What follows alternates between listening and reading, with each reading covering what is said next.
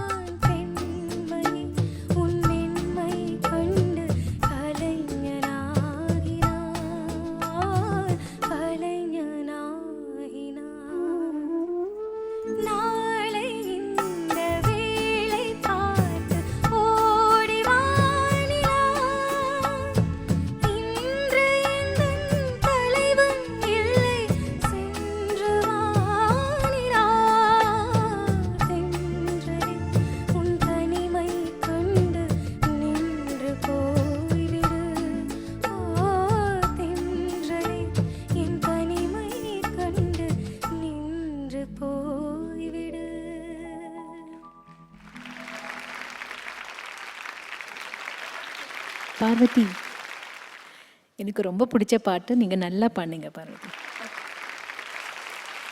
ரொம்ப என்ஜாய் பண்ணேன். ஒரு இடம் மட்டும்தான் எனக்கு கொஞ்சம் நீங்கள் பெட்டராக பண்ணியிருக்கலான்னு தோணுது.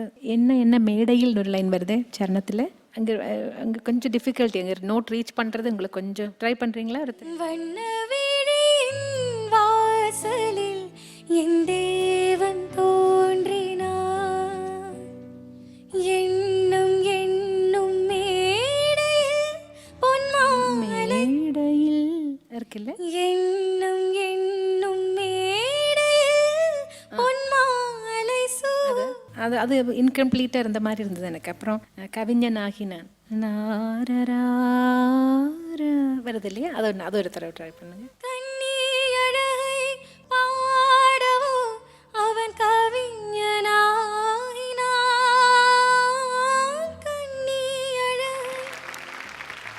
அவ்வளோதான். மீதி எல்லாமே ரொம்ப நல்லா பாடுங்க, எனக்கு ரொம்ப பிடிச்சது. All the best. பாரதி நல்லா பாடினேன் Bharathi. Some places were very beautiful, the expressions were very nice. Bharathi எப்பவும் பாடுற மாதிரி. பட் அகெயின் ஹை பிச் மேடையில் நானும் எழுதி வச்சிருக்கு. இப்போ பாடவோ பாடல அந்த சங்கதி கிளாரிட்டி, அந்த கிளாரிட்டி கிடைச்சா இன்னும் Parvathi can go to the next stage இல்லை. All the best. பார்வதி, ஒரு அருமையான பாட்டு எடுத்து இங்கே பாடினதுக்கு முதல்ல உங்களுக்கு மனமார்ந்த நன்றி. அவர் எப்படி கம்போஸ் பண்ணார், அந்த அம்மாவை எப்படி பாட வச்சார் அப்படின்றது தான் ஒரு கற்பனை. அவங்க அந்த சரஸ்வதி அந்த குரலில் ஒவ்வொரு சங்கதியும் எவ்வளோ ஃபாஸ்ட்டாக பாடினாலும் கிளாரிட்டி, தாலேலா மகரிசா, அது எவ்வளோ ஃபாஸ்ட்டாக போட்டாலும் அந்த நோட்டு என்னன்றது நமக்கு புரியும், சின்ன டிரான்சிஸ்டரில் கேட்டால் கூட, ஒரு மோனோ ஸ்பீக்கரில். ஸோ அது நம்ம கற்றுக்கணும். எக்ஸ்ட்ரா குவாலிட்டி என்னென்னா பார்வதிக்கு ஜானகம்மா மாதிரி நிலாக்கா இது அப்படின்னா ஃபேஸில் எக்ஸ்ப்ரெஷன் தெரியாது, வாய்ஸில் தான் இருக்கும். அதுபோல் பார்வதிக்கு ஃபேஸில் எக்ஸ்ப்ரெஷன் இல்லை, மனசில் இருக்குது, வாய்ஸில் இருக்குது. ஸோ நல்லா டெவலப் பண்ணிங்கன்னா ஒரு நல்ல இடத்துக்கு வரலாம் நீங்கள். ஓகே, நல்ல பாட்டு பாடினதுக்கு நன்றி.